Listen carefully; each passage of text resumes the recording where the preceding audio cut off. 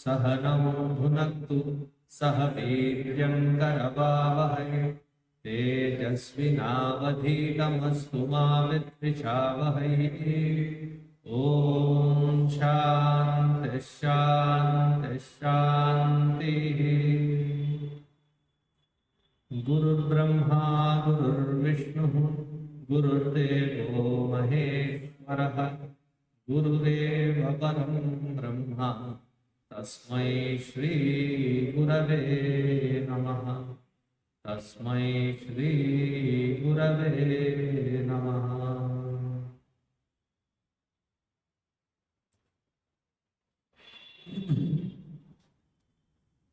Hope you all have the invocation slokas. कृष्णं नारायणं वन्दे कृष्णं वन्दे व्रजप्रियं कृष्णं द्वैपायनं वन्दे कृष्णं वन्दे पृथासुतं सच्चिदानन्दरूपाय विश्वोत्पत्यादिहेतवे तापत्रयविनाशाय श्रीकृष्णाय वयं नुमः।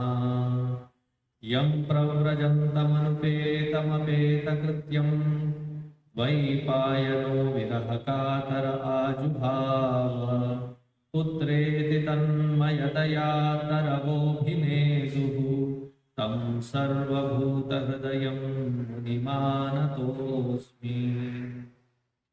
जन्माद्यस्य यतोऽन्वयादितरतः चार्थेष्वभिज्ञस्वराट् तेने ब्रह्महृदाय आदिकवये मुह्यन्ति यत्सूरयः।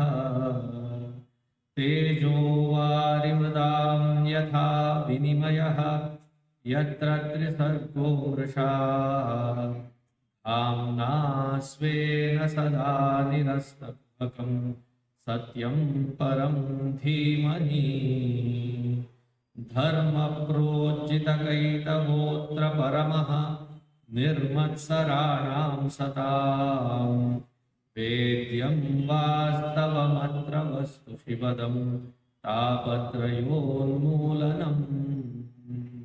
श्रीमद्भागवते महामुनिकृते किं वा परैरीश्वरः सद्यो हृद्यवरुध्यतेऽत्र कृतिभिः शुश्रूषुभिस्तत्क्षणात्। श्रीमद्भागवते महामुनिकृते किं वा परैरीश्वरः सद्यो हृद्यवरुध्यतेऽत्र कृतिभिः शुश्रूषुभिस्तत्क्षणात्। निगमकल्पतरोर्गलितं फलं शुकमुखादमृतद्रवसंयुतं पिबत भागवतं रसमालयं मुहुरहो रसिका भुवि भावुकाः।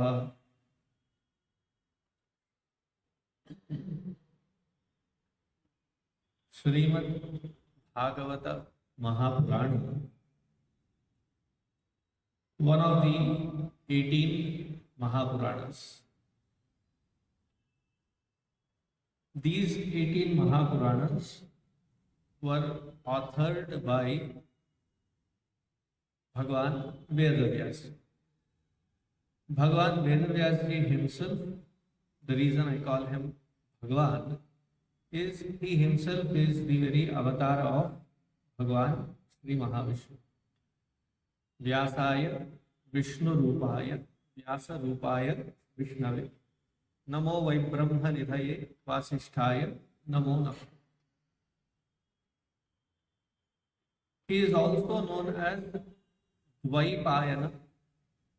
Dvaipāyana, the one who was born in the Dvipa, in an island. That is where Satyavati Devi raised him. Therefore, he is called Dvaipāyana, the one who comes from Dvipa. So, the entire name of Bhagavan Veda Vyasa will be śrīkṛṣṇa dvaipāyana Vyasa. In between, even if there were anybody else who were named after Bhagavan Veda Vyasa, who happened to be composing something, to not have any confusion between this Vyasa and that Vyasa. So his complete name would be śrīkṛṣṇa dvaipāyana. So when I am talking to the children, to make them remember it, I call him as SKD Vyasa. śrīkṛṣṇa dvaipāyana Vyasa. So he had already composed Mahabharata. He had composed 17 Mahapuranas. If we look at these Mahatmas and their resume, curriculum vitae, if we were to write, it would run down to several pages. Because there is nothing that he has not commented upon or written about. With mastery and expertise. ऐसे नहीं था कि बैठे बैठे थक के कुछ लिख दिया. I mean, nowadays anybody seems to be commenting on Bhagavad Gita or Puranas or Upanishads just because the commentaries are available in English, so they happen to have the English knowledge, but now they are trying to present the Shastric knowledge in their own terms, whether they are qualified or not. That was not the case with him. In fact, last time we saw that he put a tremendous effort in learning, memorizing, and understanding the entire 4 Vedas before he could even think about penning it down. And that is where he happened to meet his wife to be. Because the Atharva Veda, the other 3 Vedas, Rig Veda, Yajur Veda and Sama Veda, were practiced in between Ganga and Yamuna, the delta between Ganga and Yamuna. And therefore it is often referred to as Trayi Vidya. 3 Vedas were practiced there. The 4th one was practiced on the other side of the Sindhu river, which today in English we call it as the Indus Valley civilization. There was this great Rishi called Jabal Rishi, and his revelations, we have at least about a dozen or so Upanishads named to him. So that Jabal Rishi was a profound scholar in Atharva Veda. So he had to go, Vedavyasa had to cross Ganga, Yamuna and Sindhu river and go to the other side, become his Shishya, Jabala Rishi's Shishya, and learn this Vidya from him, then come back to Badrik Ashram, which is near today's Badrinath, and then with his Sishyas authored the entire Vedic literature. Then he wrote down the entire Mahabharata,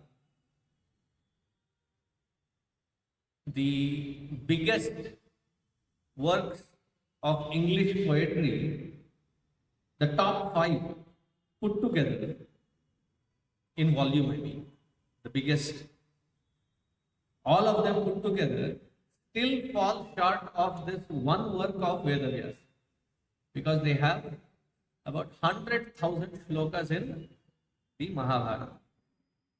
And that Mahabharata is not an easy one to study, because there are several gems that have to be understood meticulously. Some of them you already know. What are the some that which you already know and aware of? Bhagavad Gita, Vishnu Sahasranama.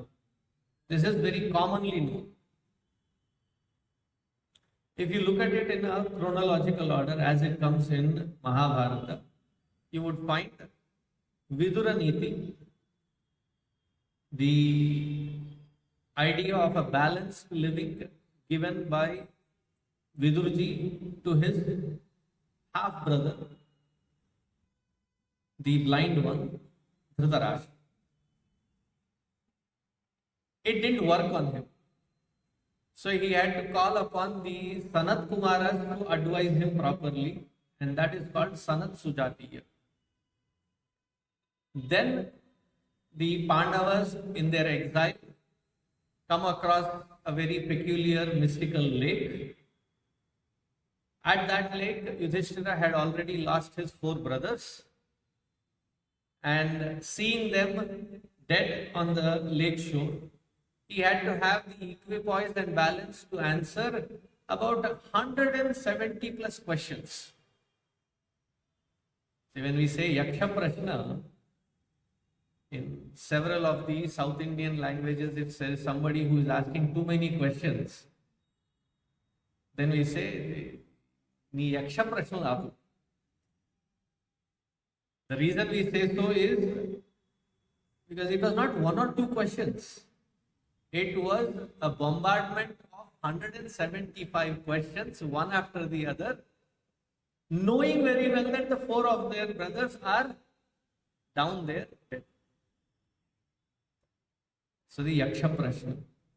Then comes within the Mahabharata, the Yuddha Parva. In that Yuddha Parva, Bhishma Parva. In that Bhishma Parva, the 18 chapters of Bhagavad Gita with 700 shlokas we see in.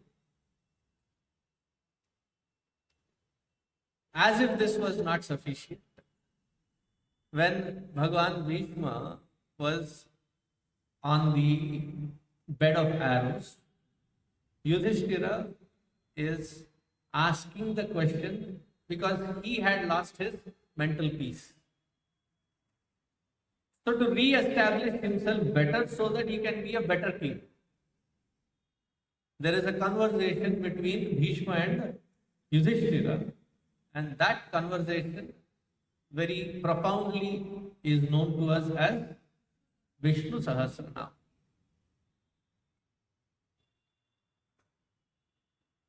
After this, there is I call it a funny incident. See, Mahabharata war happened, and after the Mahabharata war,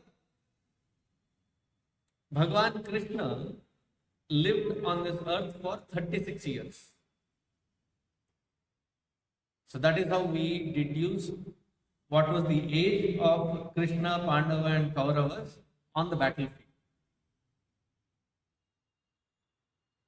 I have not told you that thing last time, right? So on the last day of Bhagavan Krishna, he was 125 years old. Mahabharata war happened 36 years before that. So simple question is, how old was Bhagavan Krishna? 125 minus 36. So कितना हुआ? चलो calculator निकाल लो.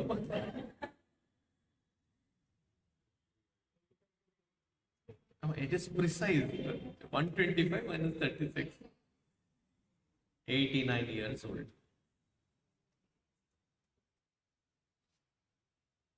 Yudhishthira and Bhima were older than Bhagavan Krishna. Yudhishthira was 2 years older than Bhagavan Krishna. Bhima was 1 year older than Bhagavan Krishna. Arjuna, Nakula, Sahadeva were 1 year younger than Bhagavan Krishna. So Arjuna was 88. So unlike the Athashri Mahabharata Katha, thanks to B.R. Chopra ji, we see young, energetic, people. No, they were in their late 80s, not even 80s, late 80s. Now by the time we reach 60, 70, we need a third leg.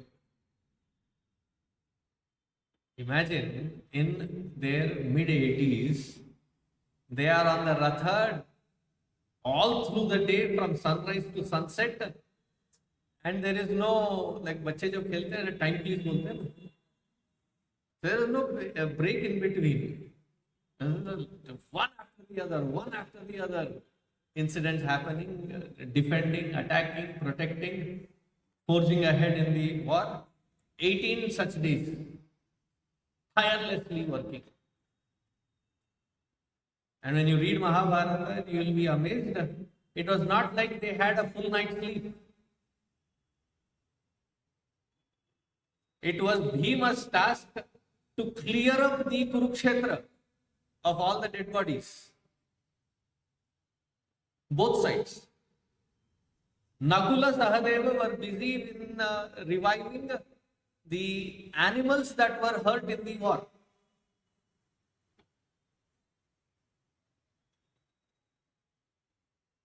Krishna, Yudhishthira, Arjuna were planning for the next day.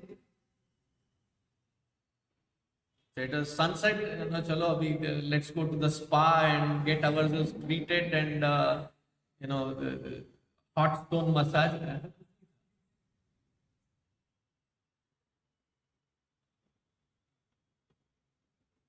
Very tiring 18 days. With the message of Bhagavan given to Arjuna, Arjuna gets back his clarity and then he wins the war. After the Surajya is established, after the balanced kingdom is established by Yudhishthira, Bhagavan Krishna happened to be in Hastinapur. Bhagavan Krishna had migrated. He had taken a permanent citizenship in Gujarat. So he used to travel to Hastinapura often. About 10 years or so, a gap of 10 years or so.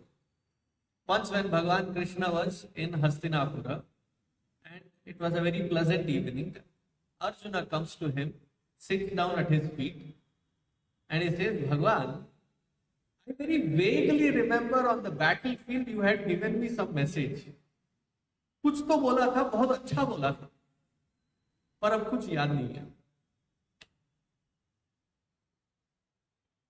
So Arjuna was typical of the Kali Yuga representative.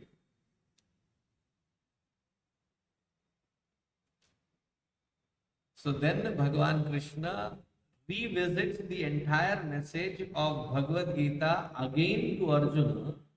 And the reason that it has not become very famous is the language and the exposition is quite complicated, more complicated than Bhagavad Gita. So that is called Uttara Gita. We don't get the opportunity to visit Mahabharata in such extension. So as today we got the opportunity, I thought let me club that also.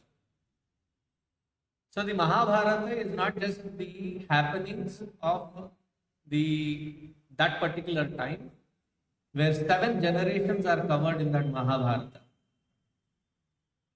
written by Veda Vyasa. Then he expounds upon all the Puranas. See the difference between the Itihasa and Purana is, Itihasa is ghatana pradhana. As and when there is an incident that is happening, they jot it down in a chronological order without showing favoritisms. Usually the English saying is the history is written by the winner according to their own convenience. If that was the convenience that had to be portrayed, then Veda Vyasa he could have presented the Pandavas as the absolute good people. We often do the mistake of saying that it is a war between good and bad. Mahabharata war. Pandavas also had their own stock of mistakes. Terrible mistakes at that. One that stands out as the biggest is Draupadi Chiraharan and then still sitting mum.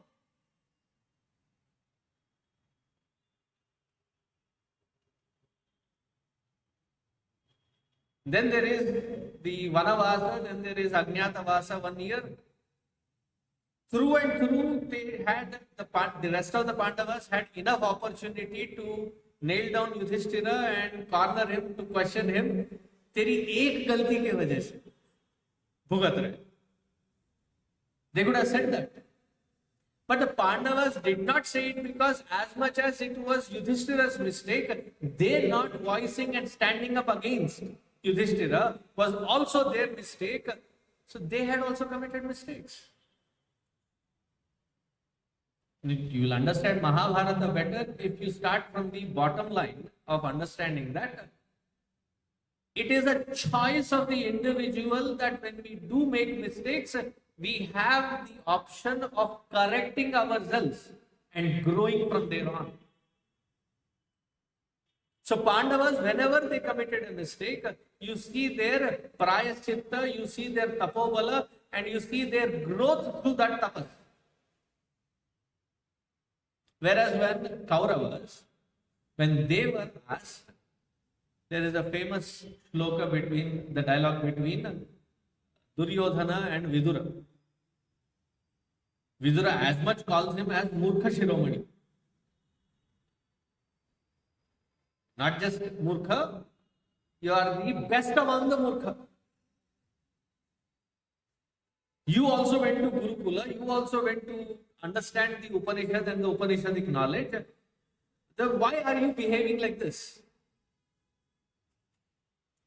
Then Duryodhana says to Vidura, Janami dharmam nachame pravritti, janami adharmam nachame nivritti.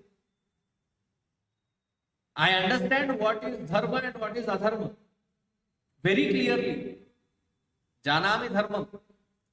But I do not have the forbearance to live that life of dharma. Nachame pravritti. Janami adharma. I know what is adharma. Nachame nivritti. I do not have the courage to withdraw myself from that adharma. And then instead of taking the onus, the responsibility on himself, he says, केनापि देवेन हृदय स्थितेन, कोई और करवा रहा है मेरे से. I am being forced into this lifestyle. That was not the standpoint of the Pandavas. The Pandavas were very clear. They said, this mistake is ours. We own it. This is our responsibility to now do the tapas to grow out of it. It was not a life of convenience. And it was not conveniently recorded by Veda Vyasa to portray that the Pandavas were absolutely the greatest. He could have done that. But in presenting the entire Mahabharata, he presents it in such a way that it is ghatana pradhana, which is the incidents that have happened have to be done due justice in presenting them impartially. Whereas the Purana, it is Siksha Pradhana. Here also we see various incidents, but the idea of Purana is to learn from those with deeper indicated symbolic messages that are hidden in through that story.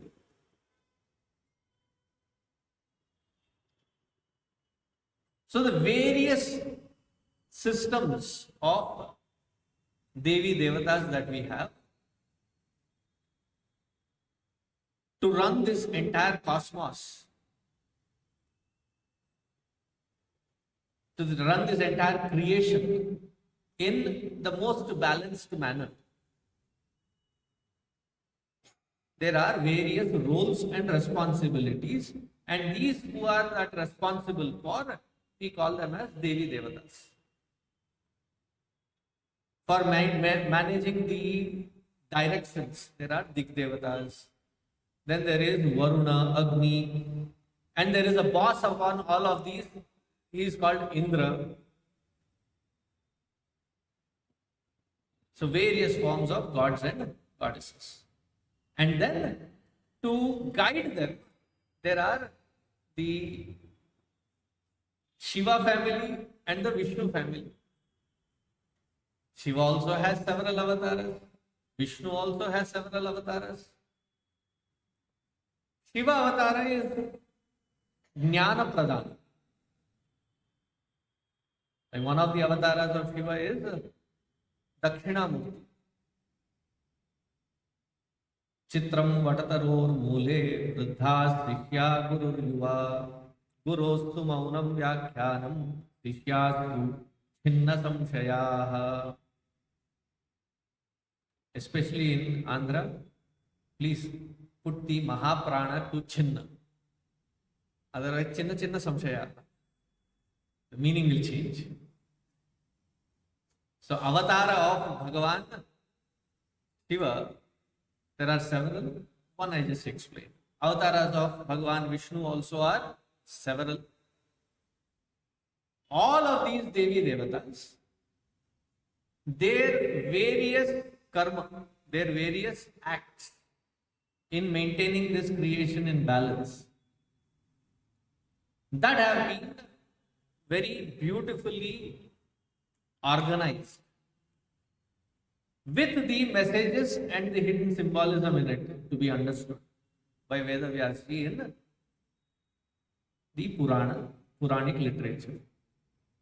So chronological compilation of each Devata and their Bhaktas, like Bhagavan Ganesha, it is called Ganesha Purana, Skanda Purana Kartikeya, Shiva Purana, Padma Purana.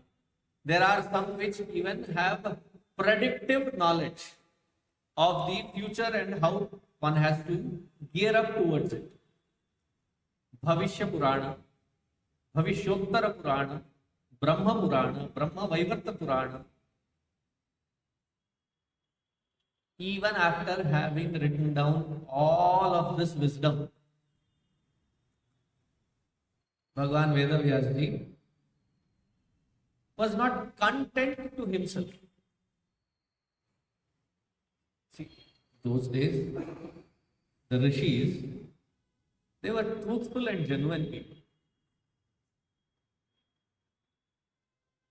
Even if we do 1/100th of what Veda Vyasa has done, we would have been having our posters and seminars in claiming what great achievement that we have done. But having done so much, Veda Vyasa was like, there is no tripti inside.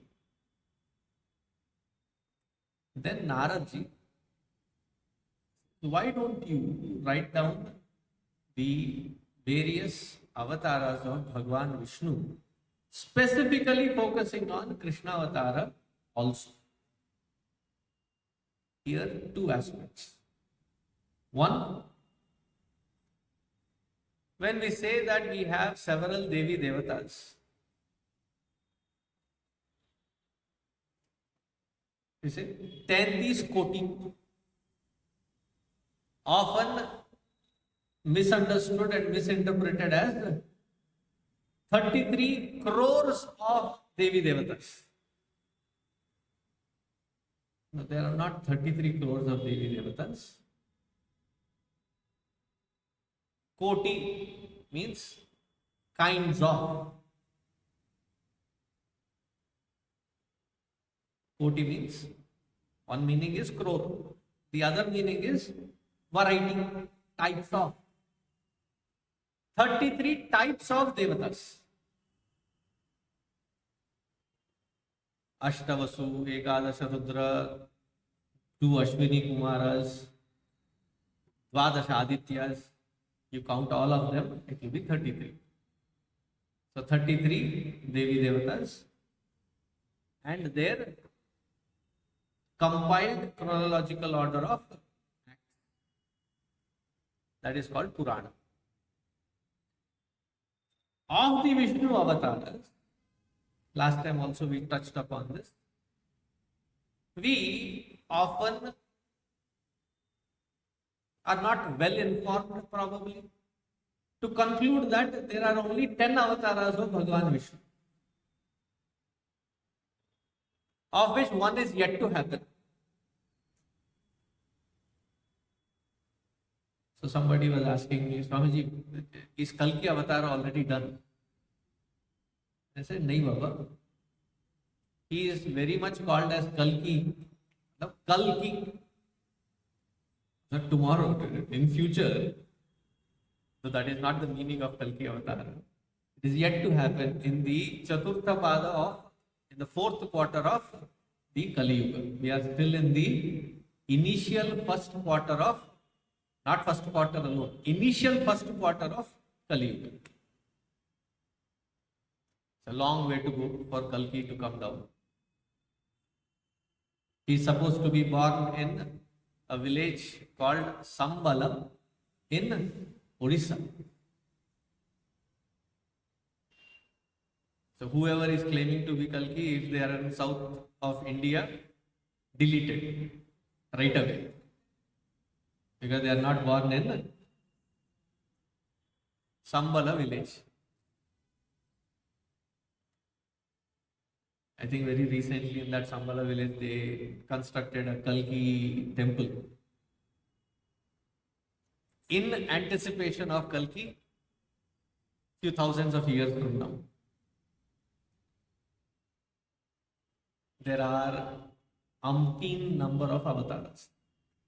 In the very beginning, we will see, especially in the 3rd skanda, 3rd canto of this Bhagavatam, that there are at least about 29 avatars enumerated, and he says these are some of the important prominent avatars of Bhagavan Sri Mahavishnu.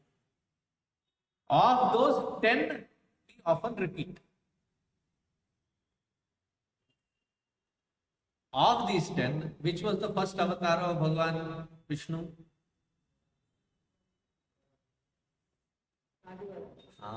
Adi Varaha avatar.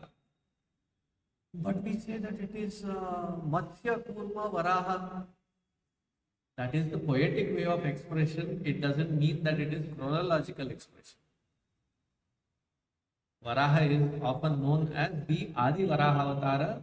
Adi indicating that it is the first of the avatars. Adi means the beginning, the first. So in capturing all this knowledge and wisdom, this Bhagavad Mahapurana was envisioned by Bhagavan Vyasa.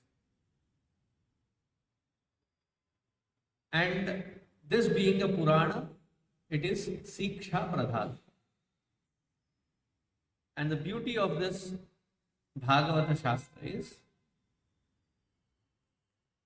when you sit in a Vedantic discourse, a Vedantic Guru Sishya Parampara, you require qualification. A very distinct required qualification is mentioned. Sadhana Chatushnaya. You need Viveka, Vairagya, Shamadamadi, Shat Sampatti, Mumukshutva. You need Guru Kripa, you need Bhagavat Kripa, you need Shastra Kripa. All of this, when it is Paripakva, then you are qualified for Vedanta Shastra. But for Bhagavatam, which is the very essence of this very knowledge and wisdom of the Vedic literature and the Upanishadic literature, there is no prerequisite of qualifications. Anybody from any background, any preparation or the lack of, they can participate in understanding this Bhagavata Shastra. And the Bhagavata Shastra takes the responsibility upon itself to prep us to be qualified for this knowledge and wisdom.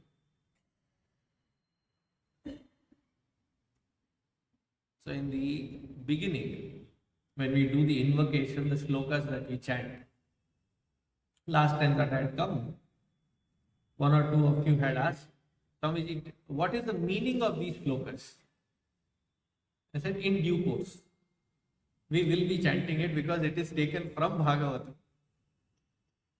The first chapter, the first skanda, as we begin, it starts with that very invocation slokas that we chanted. But we have not, this particular thing doesn't start with two other slokas. I will quickly, briefly go into it. The invocation is kṛṣṇaṃ nārāyaṇaṃ vande. The word Krishna, the name Krishna, in reference with Mahabharata itself, there are 3 Krishnas.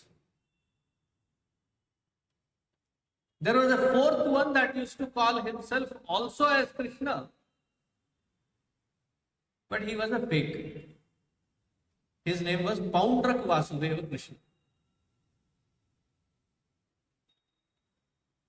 So he used to claim, he was a king, and he used to claim that this Krishna from Vrindavan is not the original.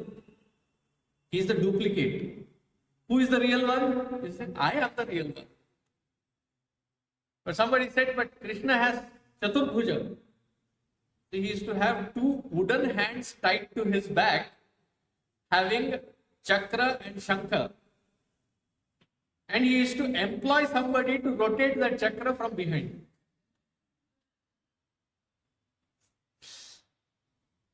So one fake Krishna understood, Paundrak Vasudeva Krishna. The other 3 Krishnas are Bhagavan, Śrīkṛṣṇa himself, bound to Devaki, Vasudeva. The second Krishna is that which we have already mentioned, śrīkṛṣṇa dvaipāyana Vyasa. His name was also Krishna. And the third one is the Strilinga. It was Draupadi's name as well. Her name was kṛṣṇaṃ. So all these 3 were named as Krishna. kṛṣṇaṃ nārāyaṇaṃ vande. Bhagavan Sri Krishna is verily the avatar of that Nārāyaṇa. Here let me explain a certain concept to you. So please pay attention. Whenever some siksha has to be given, I will ask for your attention. Please pay it 100%.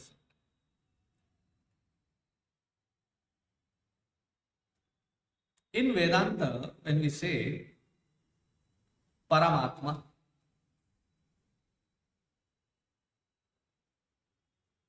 there is a word that which we use, Paramatma. Param, supreme. Supreme being, the supreme self, Paramatma. In reference to that Paramatma, what are we all? Jiva Atma. Individuals called Jivatma. Paramatma, Jivatma. That Paramatma, when he thinks of, I say he, there is no gender to it, Paramatma, when wants to express as this creation, the moment he recognizes his own potential, Shakti, Ichha, Jnana, Kriya, Shakti, in that very sequence. Sequence is very important. What is the first one? Ichha. Second one, jnana. Third one, kriya. The difference between Ishvara and Jivatma is that sequential order. Ishvara is sequential order, Jiva is sequential disorder. When that Paramatma wanted to become many, bahusyam praja yeyeti, so he recognized that Ichha Shakti. As soon as he recognized that Ichha Shakti, he became Ishvara. Ishvara recognizing his own Shakti. Then what did he do? Satapotapyata. He did severe penance to acquire the knowledge and the know-how of creation. Jnana. Jnana Shakti. After the Jnana Shakti, he then expressed this creation. Manifest this creation. Now what is the Jiva? We also have these three Shaktis.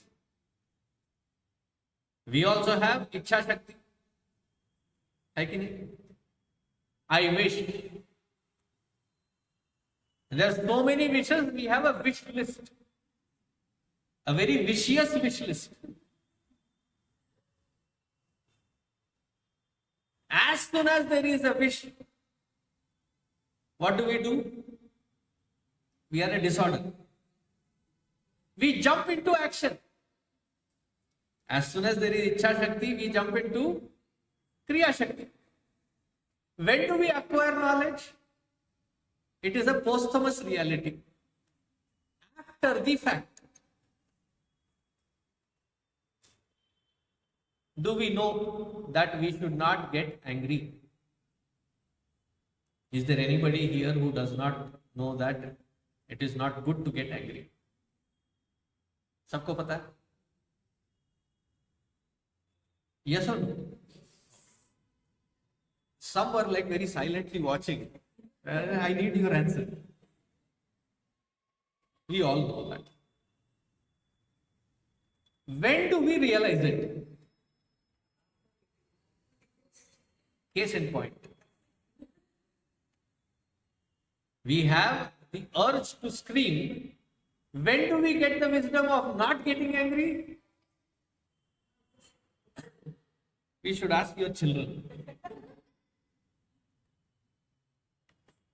When I was young, I used to think it was only my parents that would scold. I was deserving it in all accounts. I was deserving it, but I thought it was only my parents. Then as my friends list increased and I saw their parents deal with them, I said, okay. All parents are like this only. But what baffled me was everybody's dialogues were similar. So then I used to think, maybe soon after marriage, they go through a crash course of how to scold. That is how the dialogues are same. Not only that the dialogues are same, the prayaschitta also is very same. After having scolded left and right, every parent will sit their child. Beta, I am not your enemy. मैं तेरा दुश्मन नहीं हूं. I scold you only out of and the child was be looking at her. प्यार इसे बोलते हैं. Because we realize not to get angry always afterwards. I'll take another mundane example and I'll move on. Before which, let me tell you on a funny note. Do you know what is the best exercise to reduce weight? We are in a yoga studio. You can't sleep 24/7. Nature will call you out. Observe me. Okay? Can you all do this? Turn your head all the way to your right without moving your shoulder. Then turn your head all the way to left without moving your body. Repeat this every time somebody gives you food.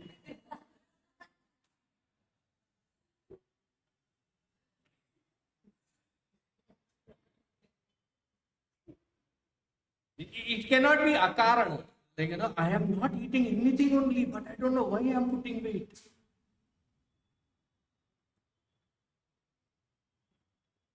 There must be some input to have this kind of output.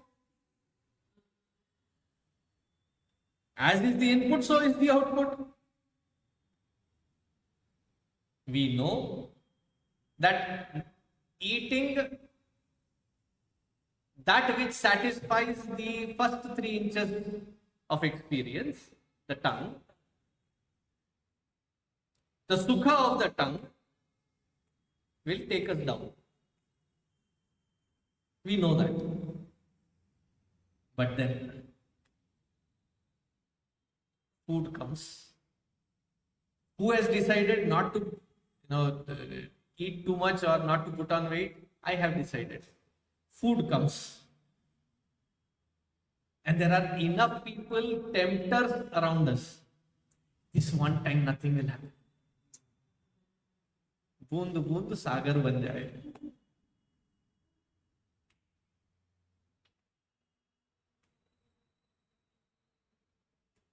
When I was in America, I was shocked.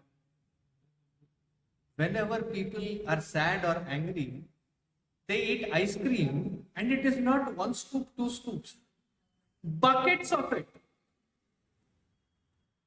बैठ के खत्म हो गया. एक 1 flavor, 2 flavors, 3 flavors, and then complain. कुछ तो करना पड़ेगा. When do we realize that we should not have eaten?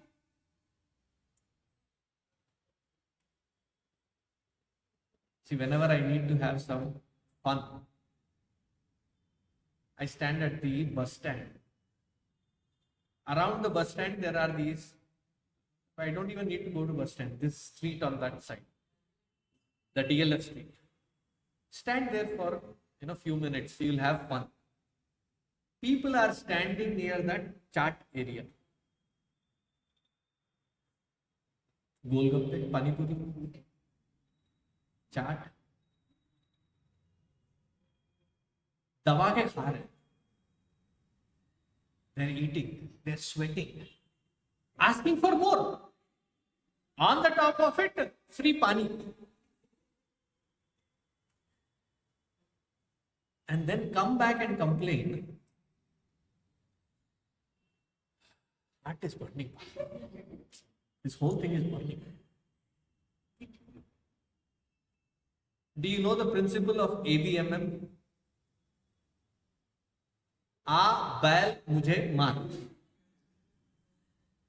Who went and did that?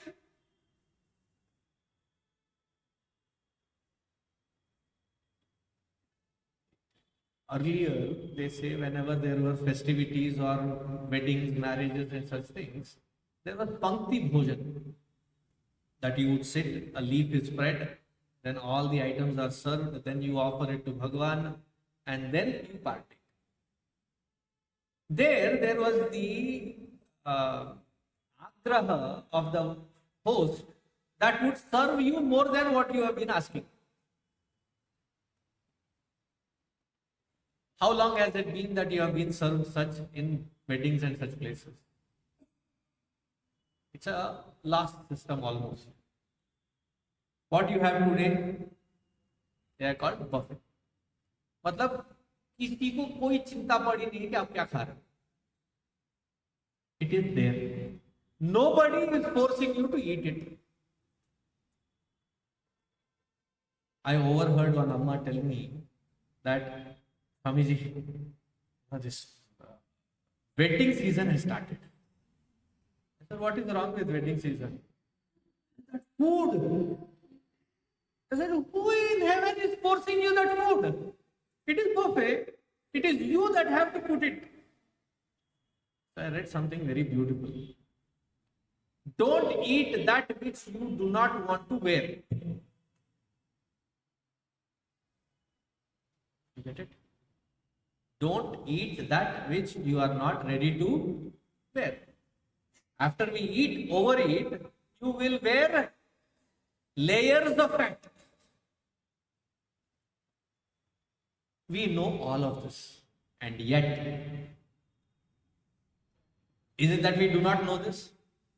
We know it, right? When you go to the gym, they say calorie intake. मतलब खाना कम खाओ. Ayurveda says hitabhuk, mitabhuk, ritabhuk. One of the important things, mitabhuk. Mitabhuk, kam khao. We know all of this, and yet on the food table every day we end up saying, "आज कुछ ज़्यादा खा लिया."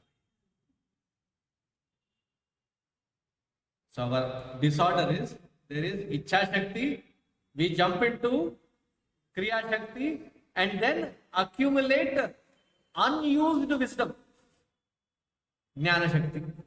Whereas Ishvara, on the other hand, is Ichha Shakti, does tapas to acquire Jnana Shakti and then creates.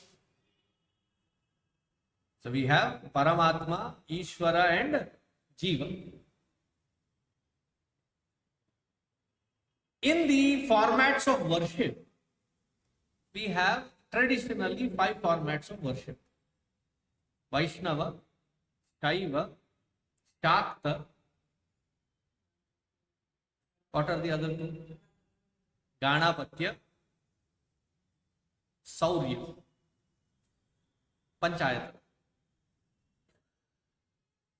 Vaishnava, worshippers of Vishnu. Shaiva, worshippers of Shakta, worshippers of Devi in different formats. Ganapatya, Ganapati, Ganeshji. And the last one, Surya Deva and Surya Narayaṇaṃ. Pratyaksha Sakshat Bhagavan. When the Vaishnava worship, Ishvara is called Vishnu. Paramatma is referred to as Narayaṇaṃ. When the Shaiva worship, the Ishvara Tattva is Shiva and the Paramatma Tattva is Sadashiva. Therefore, in the shloka we say Sadashiva Samarambham Shankaracharya Madhyamam Asmadacharya Paryantam Vande Guru Parampara. That Sadashiva is that Paramatma himself. In Shakta, it is Devi. Ishvara is Devi Tattva. And Paramatma is referred to as Adi Parashakti. Ganapatya, it is Ganeshi and Mahaganapati. When in the Tyagaraja Kritis they sing Mahaganapatim, the invocation is of that Paramatma Swarup. So here, when it is said, kṛṣṇaṃ nārāyaṇaṃ vande, that Narayana Swayam is expressing here as Bhagavan Shri Krishna. kṛṣṇaṃ nārāyaṇaṃ vande. kṛṣṇaṃ vande vrajapriyam. That Krishna who was the most endearing. We will see those stories in the 10th canto. As he grew up in Vrajabhumi, Vrindavan, Mathura Vrindavan, before he permanently shifted to Dwarka. kṛṣṇaṃ dvaipāyanaṃ vande. Which kind of Krishna are we invoking blessings of? That who was born in the island, Dvipa. So that Veda Vyasa we invoke. kṛṣṇaṃ vande pṛthāsutam. That Krishna who is pṛthāsutam. Arjuna's name is also Krishna. One of the names of Arjuna, Alguna Kiriti, one of the names is Krishna also. How funny, right? Krishna married to Krishna. So their name plate on their house will be very simple. Mr. and Mrs. Krishna whole square.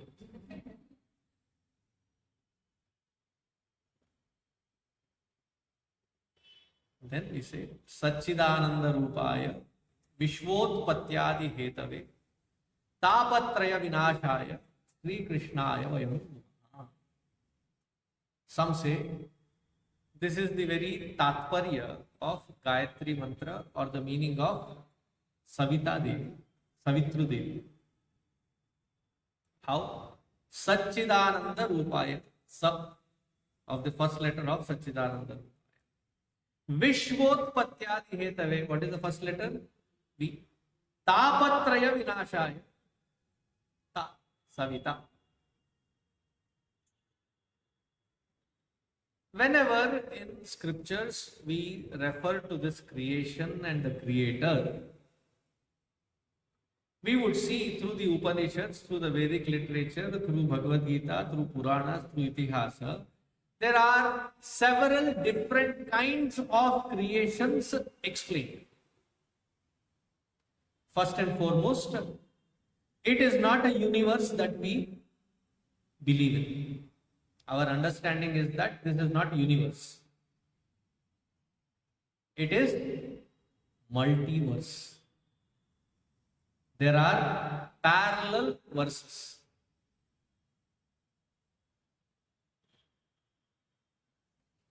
If you go to Tirupati Balaji, in his stuti, they say, Akhilanda koti brahmanda nayakasya deva devottamasya devata sarvabhaumasya. Akhilanda koti brahmanda. Brahmanda is one cosmos system. How many? Innumerable number of them. Akhilanda koti. We are not worshipping that Ishvara, that Paramatma who is the Bhagavan of some believers called Hindu or Sanatana Dharma or Vaidika Dharma. We are invoking that Bhagavan who is the sustainer, creator of this entire creation of all that which you see and that which you do not see as well. How many of them are there? Innumerable parallel verses are there. Multiverse. So whenever we say creation, it is not just this bhuloka. It is what we see is not even 1/4 of that which we don't see. Tripādodbhav dait purushaha pādō yeha bhavat punaha. This comes in Purusha Sukta. Tripād urdhva. 3/4 is not even known to us. We have not even experienced it. We experience an infinitesimally small aspect of that 1/4 which is tangible. So who is this Paramatma? That who is the sustainer, that who is the one that maintains this entire creation in its all length and breadth. Viśvotpatyādihetave. So wherever the creation aspect is talked about, the purpose is not to prove the existence of creation. Then we get lost in the loop of trying to prove how scientific or how unscientific something is. That is where we jump into wrong conclusions like the Dashavatara is very much like the Darwinian theory, because in Dashavatara also we start from Matsya, Kurma, Varaha, where Matsya is not the first one. What is the first one? Varaha is the first one. So sequence is destroyed right there. It's no more Darwinian theory there. So this itch, I call it an eczema, of us Hindus to jump to try prove somehow or the other it is scientific. Because the purpose of understanding and explaining the creation is not to prove that there is a creation, but it is to prove that the sustainer, the adhara of this creation is that Chaitanya Tattva, and that Chaitanya Tattva is verily you. You, the conscious principle, is the substratum of this entire creation.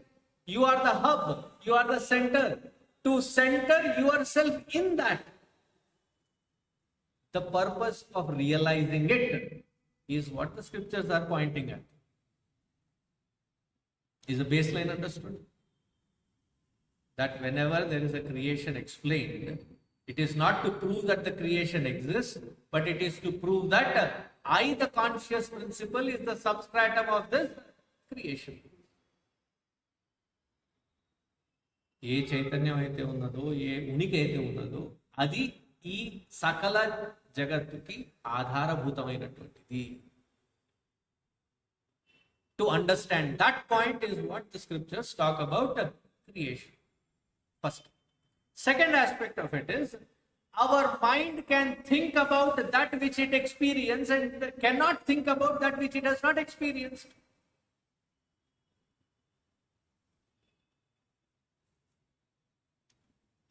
You have been in Hyderabad for a very long time, right? All of you? Too bad. Have you ever eaten a specialty called damadakaduchi? कभी खाया?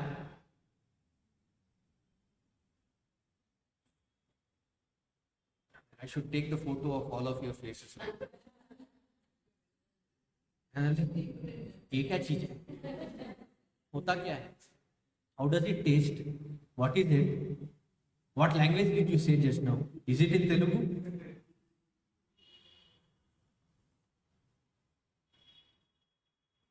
When I say moti chur ke desi ghee ka laddu,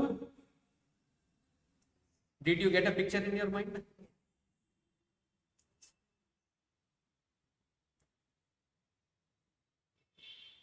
Mirchi bhaji, mirapkai bhaji, did something come in your mind? Rasgulla, did something come in your mind? You have already experienced it, know of it, therefore you can create an image of it. You can relate to it. Damadakaduchi. कुछ आया?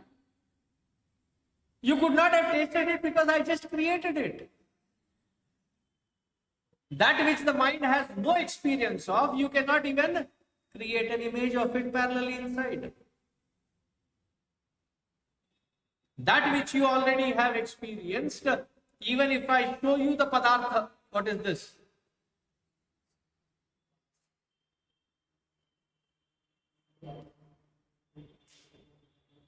To be more specific, my wristwatch. Wristwatch. You may not have experienced this, but you have certainly seen many of this. Therefore, as soon as I show you the padartha, you can identify it, you can recognize it. You can tune with it. Paramatma.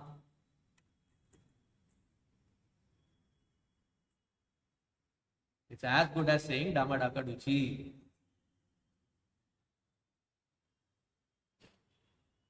We have no experience of it. Therefore, Bhishmacharya very intelligently, when he is asked of Vishnu Sahasranama, does not start with Vishnu. He starts with Vishvam. Vishvam meaning what? Where is Bhagavan? What is Bhagavan? Who is Bhagavan? That which you see, that which you experience, that which you interact with as this creation is verily the expression of that Paramatma.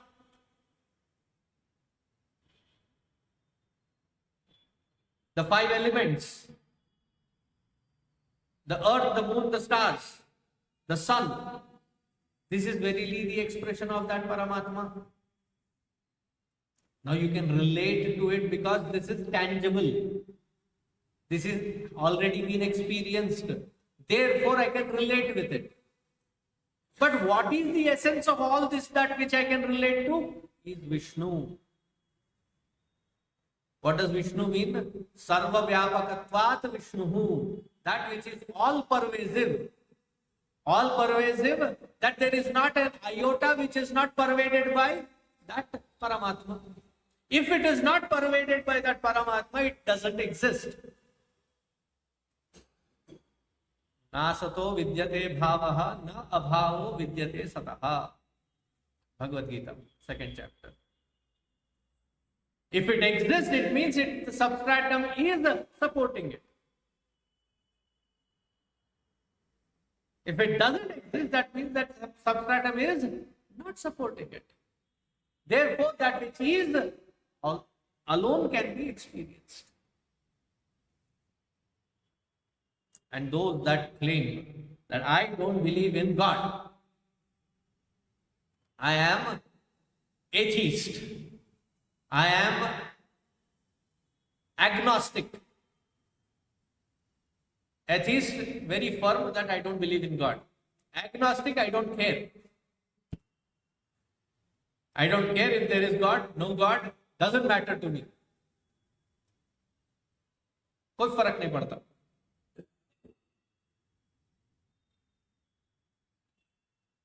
When you explain to even such that which we call as Bhagavan, you cannot deny it, because it is essentially you. Saccidānandarūpāya viśvotpatyādihetave. That very essence, that very spark of life, that which enlivens each one of us, because of whose presence I can see, smell, taste, touch, hear. This can happen only because of the presence of that principle of life, and that principle of life is what we call as Bhagavan. Have you all been to Tirupati? Where do you live?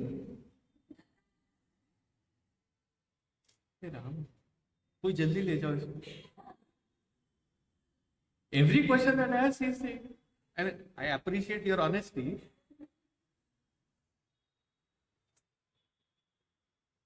When you go to Tirupati, you have to stand in, however, whatever permission, special tickets and everything, you still have to stand in those long queues. However much that you have had the say through the agencies that have their force working there, you get to go in front of that Bhagavan. How much time do you get?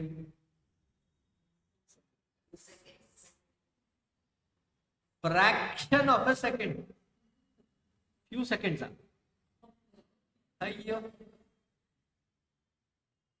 Fraction of a second. Whether Govinda, Govinda is the mantra that is chanted there or not. But there is another mantra which is inherently chanted.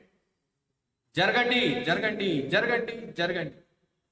You are pushed, you are ushered politely out, because they have to manage the crowd. In that fraction of a second, when you get an opportunity to stand in front of that Balaji, what are we doing? What are we busy with? Folding our hands and closing our eyes. Ayyo. 6 hours of standing in the queue, whole day of traveling to that place. All for what? For closing your eyes? Seriously? Invariably, whichever altar, whichever devata we stand in front, what do we immediately do? And it is not just of this particular sampradaya or religion. Universally, in front of any altar that you stand,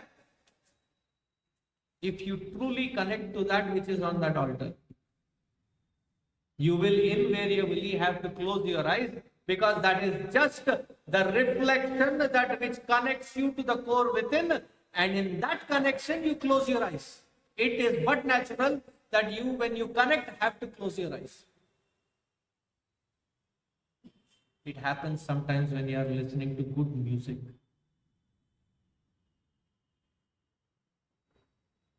अच्छा सुन लिया. Immediately what happens? You close your eyes, and in that particular moment, झूम उठे. Why? You have connected to something precious. The external is only the pointer towards that which is the center, the core of my own being.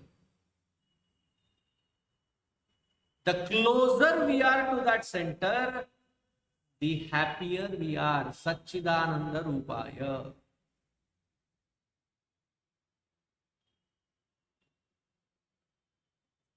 In the olden days, the grains were ground in something called chakki. That is why the prisons maintained by the British were often referred to as, Hindi they will say, they will not say jail gaya, chakki peesne gaya. Chakki piecing, I'm Englishifying it. The chakki piecing is to grind the grains you use. So, Swami Ramakrishna Paramahamsaji, he used to say that if the grains that are poured in go far away from the center, the farther that they grow, that they go, the finer they get ground. There are some particles of this grain, some whole grains remain unaffected, and they invariably have to be those that were to the center. The centered we are, the less irritated and frustrated we are. What is the best check to know if we are centered or not? Centered in the self is a different thing. Self-centered is a different thing. One is an egotistical expression. The other is egoless expression. Centered in the self. The more closer we are, the less frustrated we are. So what is the quick test? Am I frustrated, irritated, agitated easily?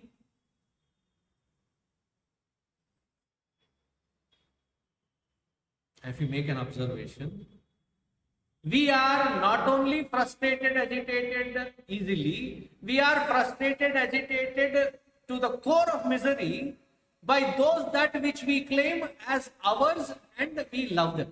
आहा, क्या प्यार है.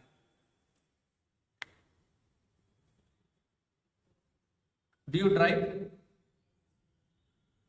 Not backseat driving, drive. When somebody in this chaotic traffic cuts you off, क्या मंत्र निकलते हैं, क्या वेदोच्चारण होता है, खास खास शब्द. You get instantly irritated. But as soon as you are out, that person is also out. What happens to that frustration? Gone.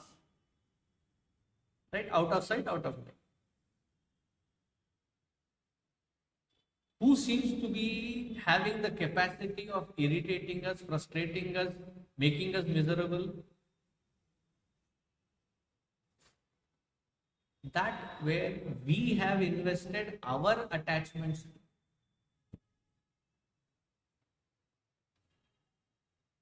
We think it is very wise to blame those triggering factors as the cause of my frustration, but whereas it is not them that are the cause of my frustration, it is my uncenteredness, not being connected to my own core center, is what is causing the frustration.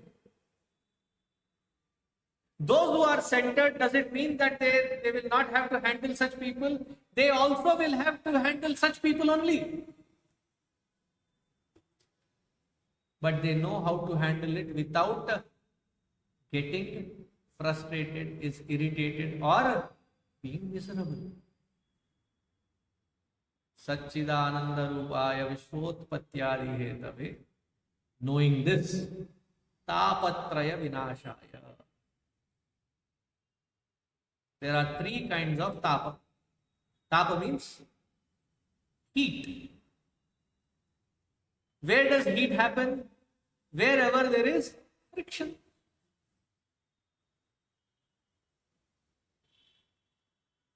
Sharirika tapa.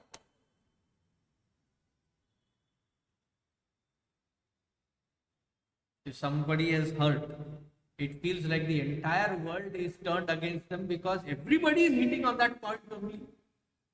Now we become more susceptible to it, recognizing that pain. Sharirika. Manasika tapa. Manasika tapa, the emotional damages that we go through. Bauddhika tapa. Bauddhika tapa is more often understood as respect and disrespect. Sukha dukkha as the emotional tapa. Bauddhika tapa, mana avamana. Shītoshna at the physical level.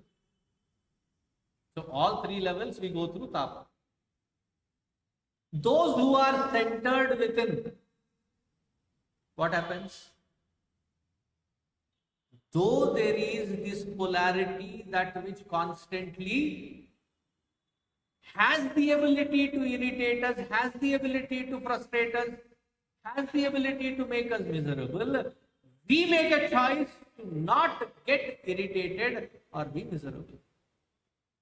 Who has to make the decision? It is not some Paramatma from somewhere in the seventh heaven comes and does a magic wand and suddenly life becomes. Because we have such imagination that the most realized person is like suddenly we become Buddha. There is a halo on the background.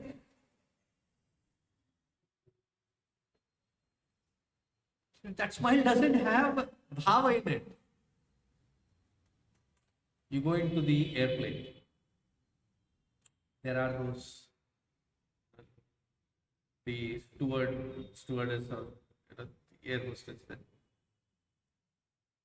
As soon as you step in, good morning. Good evening.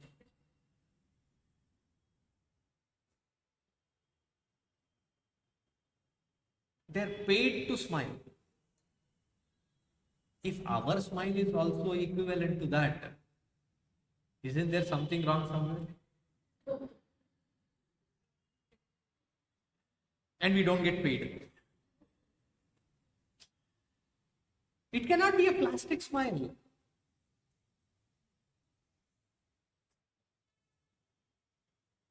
You ask anybody, how are you? One thing is, nobody is ready to listen to if I really have to say how am I. Thank you for asking. Sit down. वो हुआ क्या था? अच्छा हुआ आपने पूछ लिया. But चाय पिला के बताओ. Nobody has time for it. How are you? I am yet to see a person who, in a very natural circumstance, when asked, how are you, ends up saying, awesome, beautiful, glorious, amazing. What do we often hear? How are you? चल रहा है. नడుస్తూ. ठीक है. Pulling along. My best answer, though it is not the best answer, what tickles me most is when somebody says, poor fellow, hanging in there. I'm a very caricature person. I immediately visualize that person as a caricature hanging. पता नहीं क्यों. All of these expressions, what do they express? Tapa at different levels. I wish I could be centered. I wish I could be more happy. I wish I could be more joyous. I wish I could be less frustrated. But how am I? चल रहा है, घसीट रहा है, pulling along. Translate pulling along into Hindi. घसीट रहे हैं बेचारे.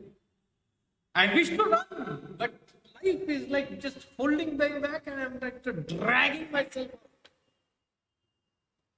I'm yet to find person in a very natural disposition says, "How are you?" बढ़िया. एकदम मस्त. Even if they say must, it is so must. Energy नहीं है उसमें. Why?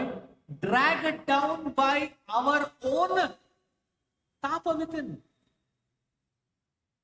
Therefore, even in Telugu, very casually we say, when somebody is worrying, tāpatrayavināśāya. We very casually use it. Tāpatraya. Having friction at 3 different layers, you are constantly agitated.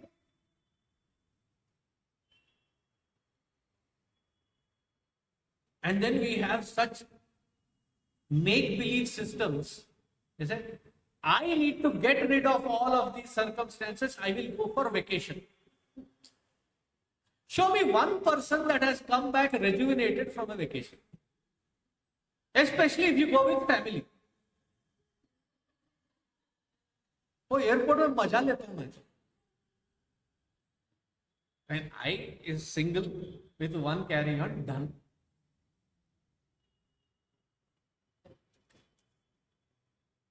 I don't have color combination issues. One color, one bag. The parents with infants, children, strollers. Imagine going through the security. One fellow is running this way, one fellow is running that way, one fellow is crying.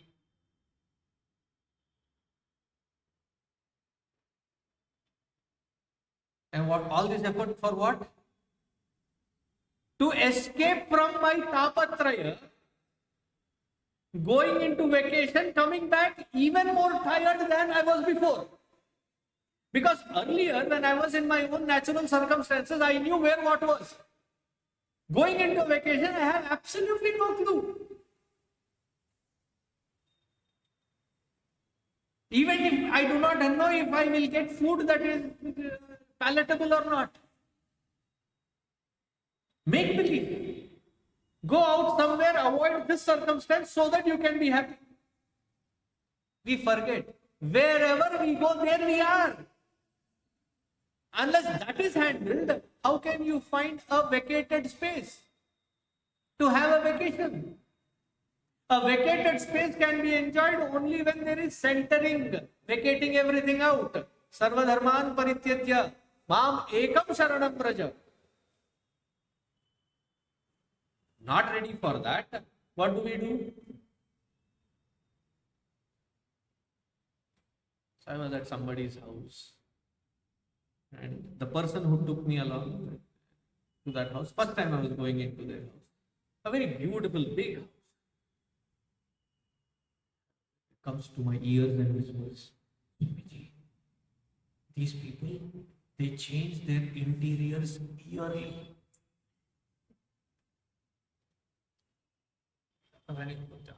I don't know what mood or mode that I was in that day. I looked at that person and said, that is the only thing that they can afford to change. Rose rose husband, wife, children को बदल नहीं सकते ना. The only thing that you can change is the walls, the colors on the walls, the drapes, the furniture. However much we want to bring the change on the outside, inside doesn't get impacted. There is constant restlessness. Even if such restless person goes to a far out ashram, will not find it.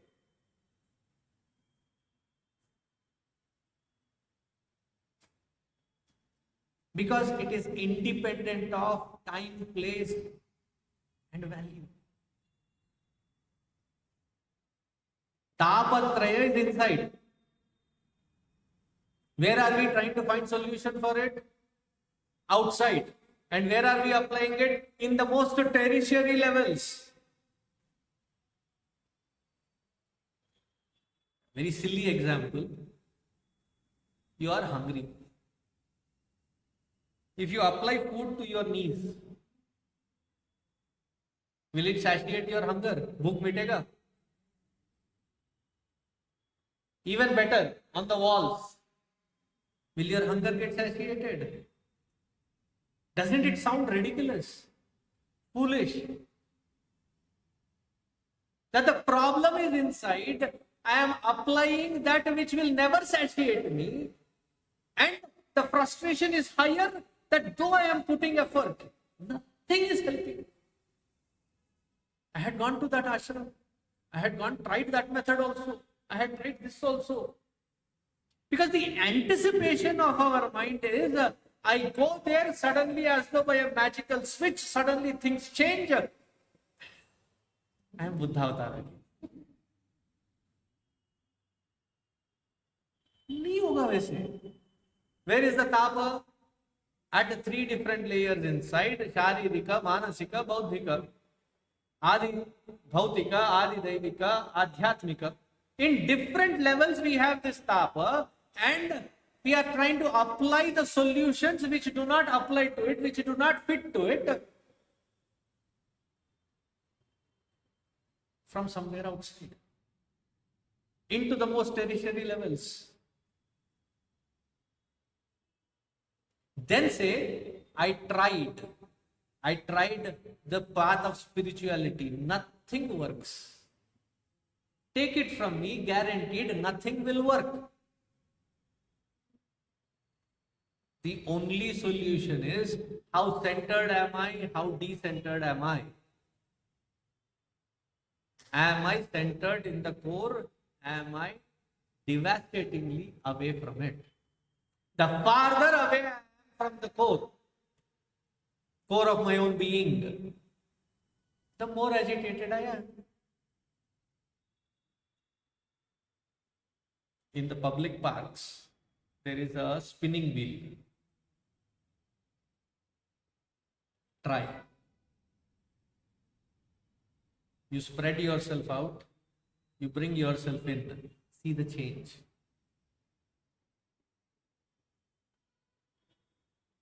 The more centered you are, however fast the outside may be, it will not have an iota of impact, because I have learned the art of filtering it outside before it reaches inside. Tāpatrayavināśāya. How does this Paramatma Bhagavan, who is the center of our own being, remove the tapa? The more we go in, if you set up to go in, upsetting will not have impact. To such core of my own being, such Krishna, I offer my salutations.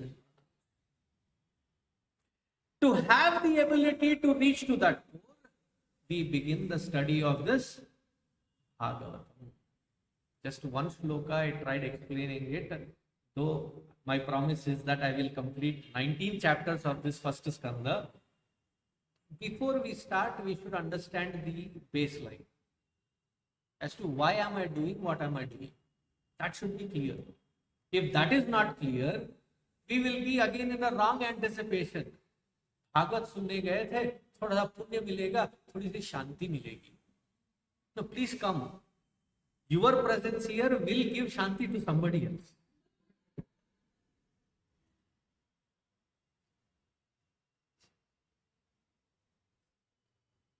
Wrong anticipations should be culled out right at the moment. Why am I coming to this Bhagavata Katha? Last time I said this is not for punya points. After several janmas of punya, we get an opportunity to be in satsanga. Purva janma krita sukrita punya paripaka satsanga phala.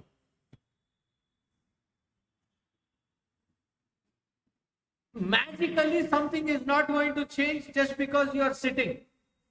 Just because we are sitting, we are nothing but seat warmers. If it has to have an impact, what is the baseline? What am I to anticipate? What am I to work upon? The problem is tapa, which is inside, which is at 3 different layers, tāpatrayavināśāya, and centering ourselves. How will be explained later? But that is the purpose for which we are sitting. So tomorrow we will see, is this that which we are promised of? Does it have it in it? That Bhagavata Shastra, does it have it in it to fulfill that promise? So you go to many of these stores, they say, buy one, get two free. That itself should say that whatever that's being sold is being given free, that too 2 times more. Otherwise, satisfaction guaranteed, money written. We don't go back there to ask. But what is it that this Bhagavata is promising? Does it have it in it to give us this kind of... Can it deliver? So the invocation shloka, tomorrow we will see. Janmadhyasya tanmayatayā.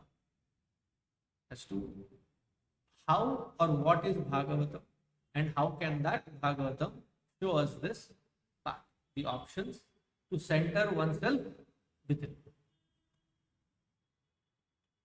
Isn't that called bhakti?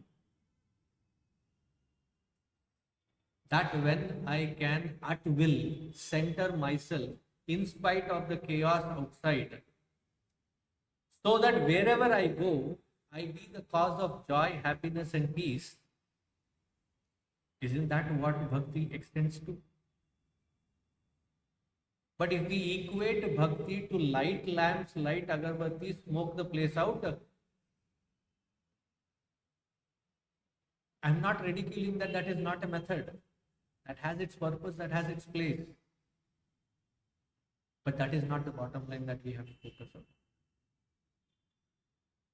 So we will see that tomorrow. As I promised, that though many events that happen, we have the principle of Indian stretchable time. When they announce 7 o'clock, even the organizers will not be there at 7 o'clock. But here when we start, when we announce that it is 7, we start sharp at 7. I was here 10 minutes early. I didn't start until it was 7. Because the promise was that we'll start at 7. 8:30, we stop. So I will not take overextended periods. Stop right there. So please be on time. We'll start on time. We'll finish on time.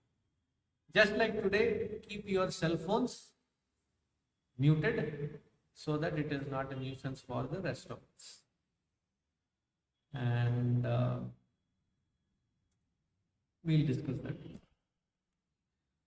Om Purnamadaha Purnamidam Purnat Purnamudachyate Purnasya Purnamadaya Purnamevavasishyate.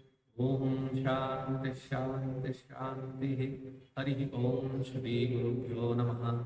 Harihi Om.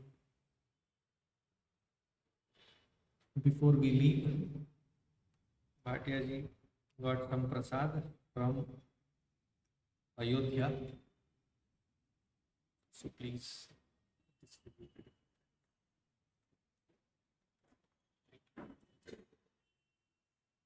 Hari Om.